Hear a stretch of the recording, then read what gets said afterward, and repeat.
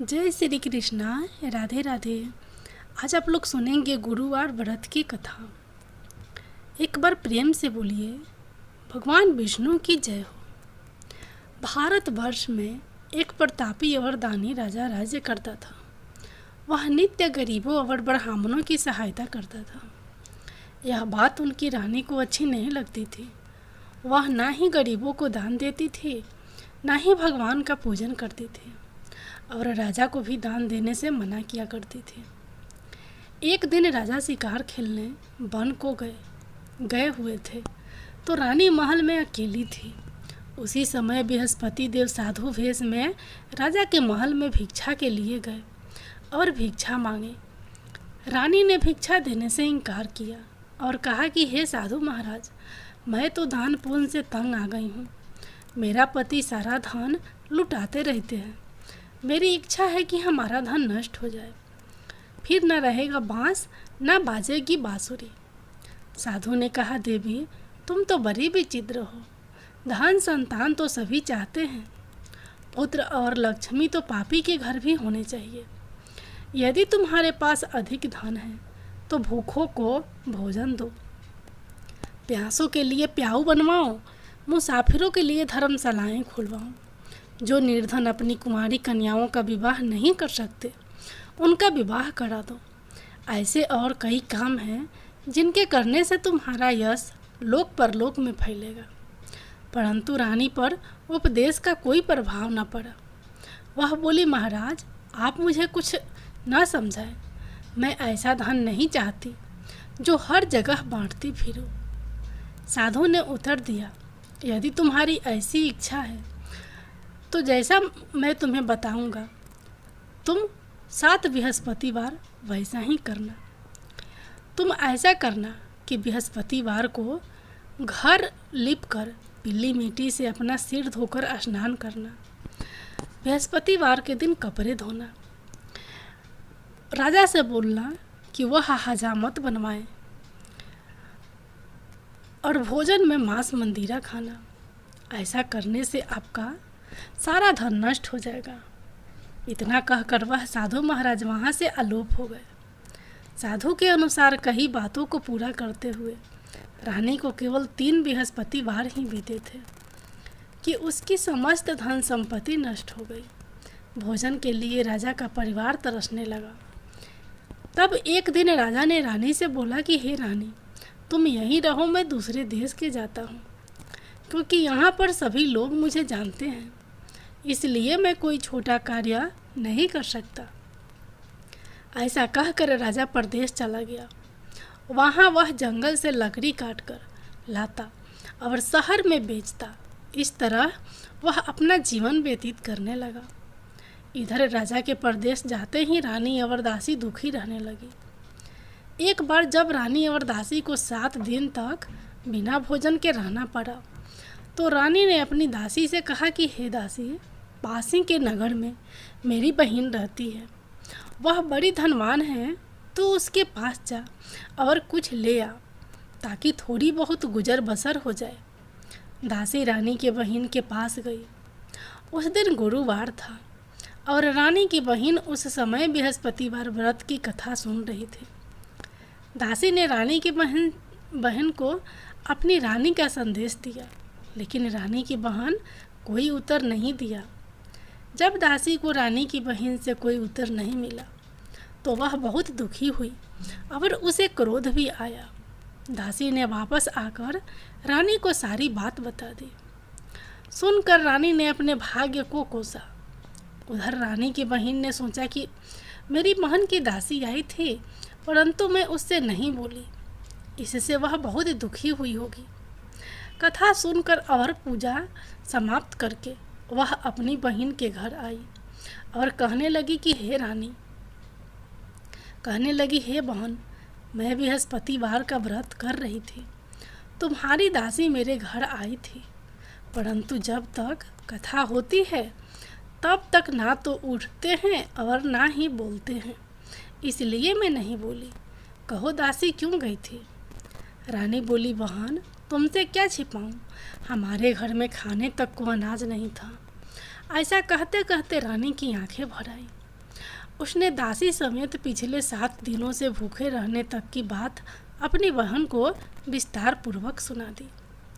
रानी की बहन बोली, देखो बहन, भगवान बृहस्पति देव सबकी मनोकामना को पूर्ण करते हैं। देखो, शायद तुम्हारे घर में अनाज रखा हो। पहले तो रानी को विश्वास नहीं हुआ, पर बहन के आग्रह करने पर उसने अपनी दासी को अंदर भेजा तो उसे सचमुच अनाज से भरा एक घड़ा मिल गया। यह देखकर दासी को बड़ी हैरानी हुई। दासी रानी से कहने लगी कि हे रानी, जब हमको भोजन नहीं मिलता तो हम व्रत ही तो करते हैं, इसलिए क्यों ना इनसे व्रत और कथा की विधि पूछ ली जाए ताकि हम भी व्रत कर सकें। तब रानी ने अपने बहन से बृहस्पतिवार व्रत के बारे में पूछा। उसकी बहन ने बताया, बृहस्पतिवार के व्रत में चने की दाल और मुनाका से विष्णु भगवान का केले की जड़ में पूजन करें तथा दीपक जलाएं, व्रत कथा सुने और पीला भोजन ही करें। इससे बृहस्पति देव प्रसन्न होते हैं। व्रत और पूजन विधि बताकर रानी की बहन अपने घर को लौट गई। 7 दिन के बाद जब गुरुवार आया तो रानी और दासी ने व्रत रखा। घुड़साल में जाकर चना और गुड़ ले आई, फिर उससे केले की जड़ तथा विष्णु भगवान का पूजन किया। अब पीला भोजन कहाँ से आए, इस बात को लेकर दोनों बहुत दुखी थे, चूँकि उन्होंने व्रत रखा था। इसलिए बृहस्पति देव उनसे प्रसन्न थे। इसलिए वे एक साधारण व्यक्ति का रूप धारण कर 2 थालों में सुंदर पीला भोजन दासी को दे गए। भोजन पाकर दासी प्रसन्न हुई और फिर रानी के साथ मिलकर भोजन ग्रहण किया। उसके बाद वे सभी गुरुवार को व्रत और पूजन करने लगी। बृहस्पति भगवान की कृपा से उनके पास फिर से धन संपत्ति आ गई, परंतु रानी फिर से पहले की तरह आलस्य करने लगी। तब दासी बोली, देखो रानी, तुम पहले भी इस प्रकार आलस्य करती थी। तुम्हें धन रखने में कष्ट होता था, इस कारण सभी धन नष्ट हो गया। और अब जब भगवान बृहस्पति की कृपा से धन मिला है तो तुम्हें फिर से आलस्य होता है।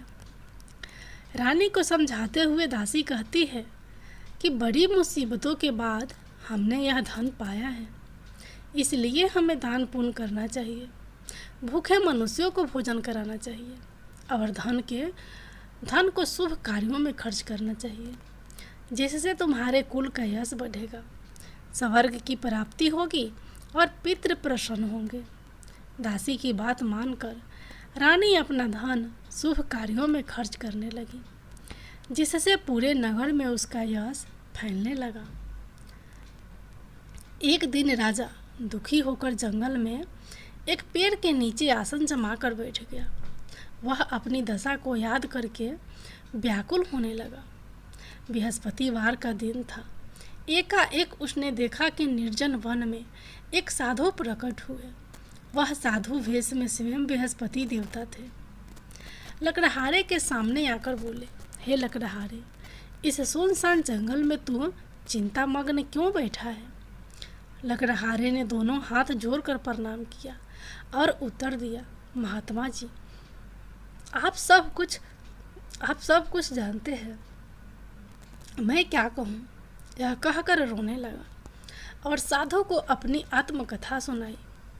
महात्मा जी ने कहा, तुम्हारी स्त्री ने बृहस्पतिवार के दिन बृहस्पति भगवान का निरादर किया है, जिसके कारण रुष्ट होकर उन्होंने तुम्हारी यह दशा कर दी। अब तुम चिंता को दूर करके मेरे कहने पर चलो तो तुम्हारे सब कष्ट दूर हो जाएंगे और भगवान पहले से भी अधिक संपत्ति देंगे।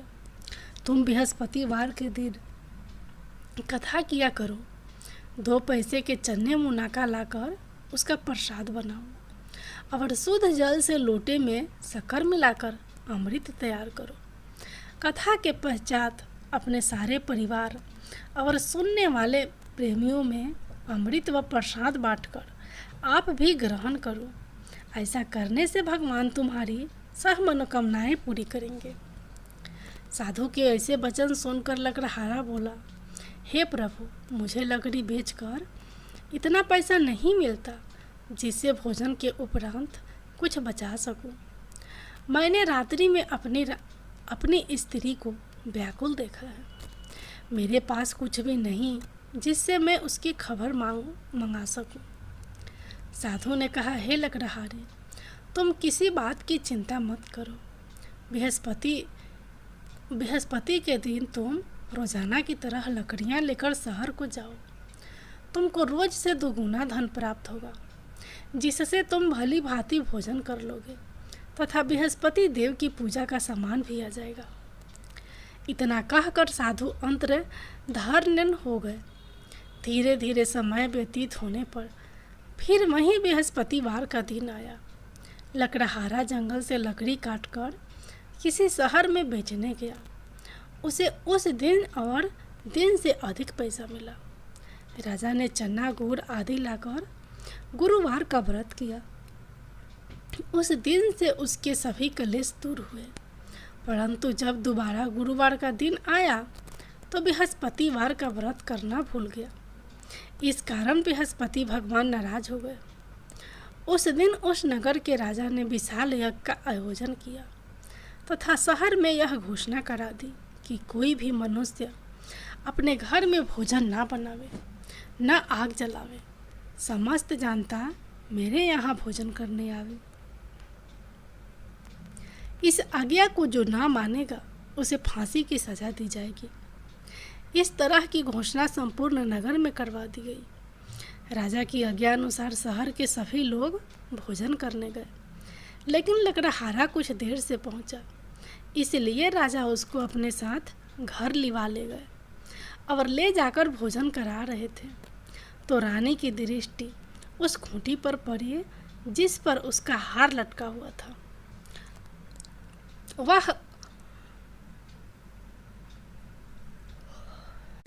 वहां पर दिखाई नहीं दिया। रानी ने निश्चय किया कि मेरा हार इस मनुष्य ने चुरा लिया है।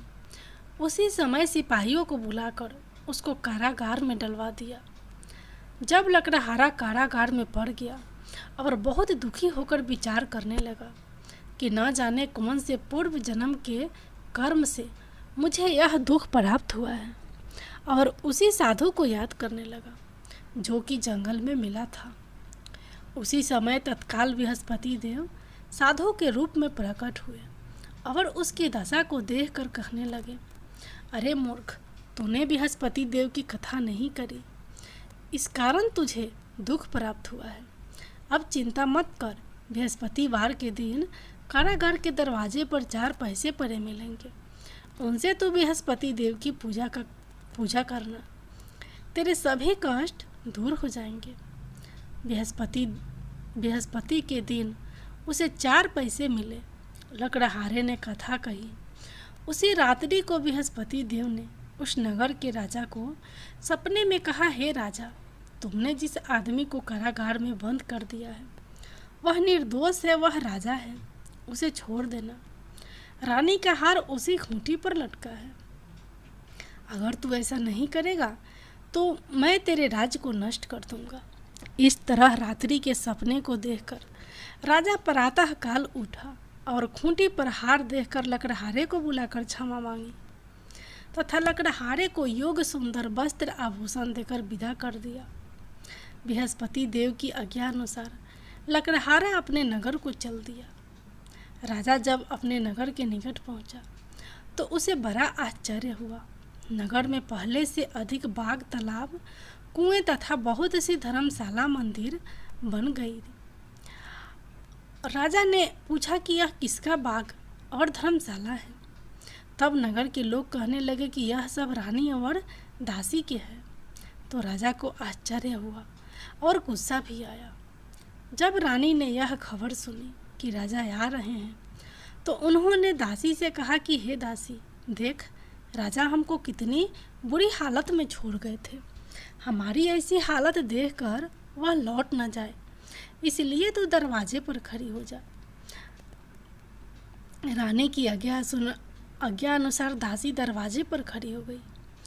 राजा आए तो उन्हें अपने साथ लिवा लाई। तब राजा ने क्रोध करके अपनी रानी से पूछा कि यह धन तुम्हें कैसे प्राप्त हुआ है। तब उन्होंने कहा, हमें यह धन बृहस्पति देव के इस व्रत के प्रभाव से प्राप्त हुआ है। राजा ने निश्चय किया कि 7 रोज बाद तो सभी बृहस्पति देव का पूजन करते हैं, परंतु मैं प्रतिदिन दिन में 3 बार कहानी तथा रोज व्रत किया करूँगा। अब हर समय राजा के दुपट्टे में चने की दाल बंधी रहती तथा दिन में 3 बार कहानी कहता।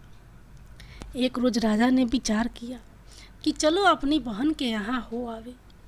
इस तरह निश्चय कर राजा घोड़े पर सवार हो अपनी बहन के यहाँ चलने लगा। मार्ग में उसने देखा कि कुछ आदमी एक मुर्दे के लिए जा रहे हैं। उन्हें रोक कर राजा कहने लगा, अरे भाइयों, मेरी बृहस्पति देव की कथा सुन लो। वे बोले, लो, हमारा तो आदमी मर गया है, इसको अपनी कथा की पड़ी है। परंतु कुछ आदमी बोले, अच्छा कहो, हम तुम्हारी कथा भी सुनेंगे। राजा ने दाल निकाली और जब कथा आधी हुई थी कि मुर्दा हिलने लग गया, और जब कथा समाप्त हो गई तो राम राम करके मनुष्य उठकर खड़ा हो गया। आगे मार्ग में उसे एक किसान खेत में हल चलाता मिला। राजा ने उसे देख और उससे बोले, अरे भैया, तुम मेरी बृहस्पतिवार की कथा सुन लो। किसान बोला, जब तक मैं तेरी कथा सुनूंगा तब तक 4 हरैया जोत लूँगा। जा अपनी कथा किसी और को सुनाना। इस तरह राजा आगे चलने लगा। राजा के हटते ही बैल पछाड़ खाकर गिर गए तथा किसान के पेट में बड़ी जोर से दर्द होने लगा। उस समय उसकी माँ रोटी लेकर आई। उसने जब यह देखा तो अपने पुत्र से सब हाल पूछा और बेटे ने सभी हाल कह दिया। तो बुढ़िया दौड़ी दौड़ी उस घुड़सवार के पास गई और उससे बोली कि मैं तेरी कथा सुनूंगी, तू अपनी कथा मेरे खेत पर चलकर ही कहना। राजा ने बुढ़िया के खेत पर जाकर कथा कही, जिसके सुनते ही वह बैल उठकर खड़े हुए तथा किसान के पेट का दर्द भी बंद हो गया। राजा अपनी बहन के घर पहुंचा। बहन ने भाई की खूब मेहमानी की। दूसरे रोज प्रातःकाल राजा जगा तो वह देखने लगा कि सब लोग भोजन कर रहे हैं। राजा ने अपनी बहन से कहा, ऐसा कोई मनुष्य है जिसने भोजन नहीं किया हो तो मेरी बृहस्पतिवार की कथा सुन ले। बहन बोली, हे भैया, यह देश ऐसा ही है कि पहले यहाँ लोग भोजन करते हैं, बाद में अन्य काम करते हैं। अगर कोई पड़ोस में हो तो देखकर आती हूँ। वह ऐसा कहकर देखने चली गई, परंतु उसे कोई ऐसा व्यक्ति नहीं मिला जिसने भोजन ना किया हो।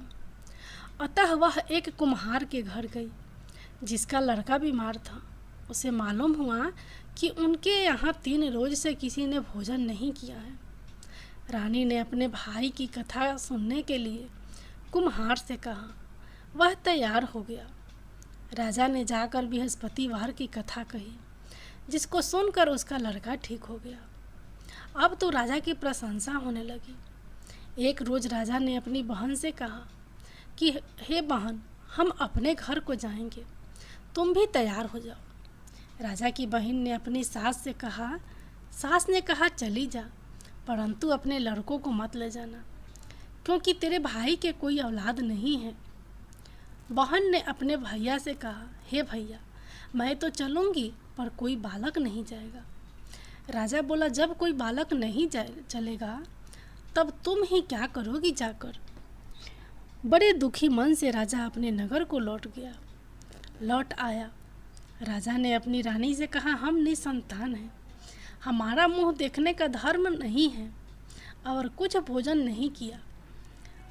रानी बोली, हे प्रभु, बृहस्पति देव ने हमें सब कुछ दिया है, वह हमें औलाद अवश्य देंगे। उसी रात को बृहस्पति देव ने राजा के सपने में आकर कहा, हे राजा, उठ, सभी सोच त्याग दे, तेरी रानी गर्भ से है। राजा की यह बात सुनकर बड़ी खुशी हुई। 9वें महीने में उसके गर्भ से एक सुंदर पुत्र पैदा हुआ। तब राजा बोला, हे रानी, स्त्री बिना भोजन के रह सकती है, पर बिना कहे नहीं रह सकती। जब मेरी बहन आवे तुम उससे कुछ कहना मत। रानी ने सुनकर हाँ कर दिया। जब राजा की बहन ने यह शुभ समाचार सुना तो वह बहुत खुश हुई तथा बधाई लेकर अपने भाई के यहाँ आई। तभी रानी ने कहा, घोड़ा चढ़कर तो नहीं आई, गधा चढ़ी आई। राजा की बहन बोली, भाभी मैं इस प्रकार ना कहती तो तुम्हें औलाद कैसे मिलती। बृहस्पति देव ऐसे ही हैं, जैसे जिसके मन में कामनाएं हैं सभी को पूर्ण करते हैं। जो सद्भावना पूर्वक बृहस्पतिवार का व्रत करता है एवं कथा पढ़ता है अथवा सुनता है, दूसरों को सुनाता है, बृहस्पति देव उसकी सभी मनोकामना पूर्ण करते हैं। भगवान बृहस्पति देव उसकी सदैव रक्षा करते हैं। संसार में जो मनुष्य सद्भावना से भगवान जी का पूजन व्रत सच्चे हृदय से करते हैं तो उनकी सभी मनोकामनाएं पूर्ण करते हैं। जैसी सच्ची भावना से रानी और राजा ने उनकी कथा का गुणगान किया था, उनकी सभी इच्छाएं बृहस्पति देव जी ने पूर्ण की थी। इसलिए पूर्ण कथा सुनने के बाद प्रसाद लेकर जाना चाहिए। हृदय से उनका मनन करते हुए जयकारा बोलना चाहिए। बोलो बृहस्पति देव की जय हो, भगवान विष्णु की जय हो। अब सुनिए गुरुवार व्रत की अगली कथा। प्राचीन काल में एक ब्राह्मण रहता था। वह बहुत निर्धन था। उसके कोई संतान नहीं थी। उसकी स्त्री बहुत मलिनता के साथ रहती थी। वह स्नान ना करती, ना किसी देवता का पूजन करती। इससे ब्राह्मण देवता बड़े दुखी थे। बेचारे बहुत कुछ करते थे किंतु उसका कुछ परिणाम ना निकलता। भगवान की कृपा से ब्राह्मण की स्त्री के कन्या रूपी रत्न पैदा हुआ। कन्या बड़ी होने पर प्रातः स्नान करके विष्णु भगवान का जप व बृहस्पतिवार का व्रत करने लगी।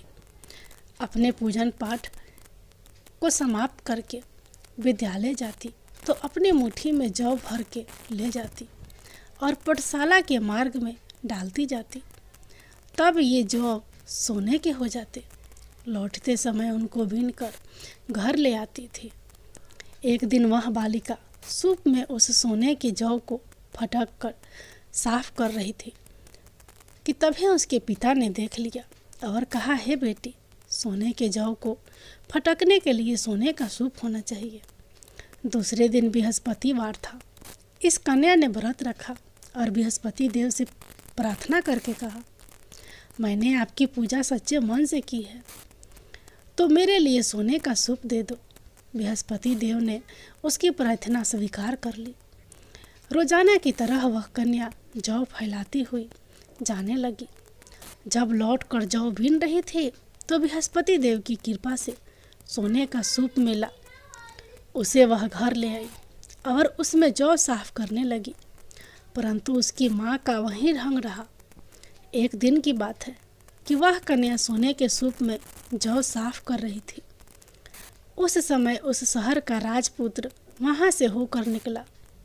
इस कन्या के रूप और कार्य को देखकर मोहित हो गया तथा अपने घर आकर भोजन तथा जल त्याग कर उदास होकर लेट गया। राजा को इस बात का पता लगा तो अपने प्रधानमंत्री के साथ उसके पास गए और बोले, हे बेटा, तुम्हें किस बात का कष्ट है? किसी ने अपमान किया है अथवा यह और कारण हो सकता, कहो, मैं वही कार्य करूँगा जिससे तुम्हें प्रसन्नता हो। अपने पिता की राजकुमार ने बात सुनी तो वह बोला, मुझे आपकी कृपा से किसी बात का दुख नहीं है। किसी ने मेरा अपमान भी नहीं किया है, परंतु मैं उस लड़की से विवाह करना चाहता हूँ जो सोने के सूप में जौ साफ कर रही थी। यह सुनकर राजा सोच में पड़ गया और बोला, हे बेटा, इस तरह की कन्या का पता तुम ही लगाओ, मैं उसके साथ तेरा विवाह अवश्य ही करवा दूंगा। राजकुमार ने उस लड़के के घर का पता बतलाया। तब मंत्री उस लड़की के घर गए और ब्राह्मण देवता को सभी हाल बतलाया। ब्राह्मण देवता राजकुमार के साथ अपनी कन्या का विवाह करने के लिए तैयार हो गए तथा विधि विधान के अनुसार ब्राह्मण की कन्या का विवाह राजकुमार के साथ हो गया। कन्या के घर से जाते ही पहले की भांति उस ब्राह्मण देवता के घर में गरीबी का निवास हो गया। अब भोजन के लिए भी अन्न बड़ी मुश्किल से मिलता था। एक दिन दुखी होकर ब्राह्मण देवता अपनी पुत्री के पास गए। बेटी ने पिता की दुखी अवस्था को देखा और अपनी माँ का हाल पूछा। तब ब्राह्मण ने सभी हाल कहा। कन्या ने बहुत सा धन देकर अपने पिता को विदा कर दिया। इस तरह ब्राह्मण का कुछ समय सुखपूर्वक व्यतीत हुआ। कुछ दिन बाद फिर वही हाल हो गया। ब्राह्मण फिर अपनी कन्या के यहाँ गया और सारा हाल कहा। तो लड़की बोली, हे पिताजी, आप माताजी को यहाँ लिया लाओ, मैं उसे विधि बता दूंगी जिससे गरीबी दूर हो जाए।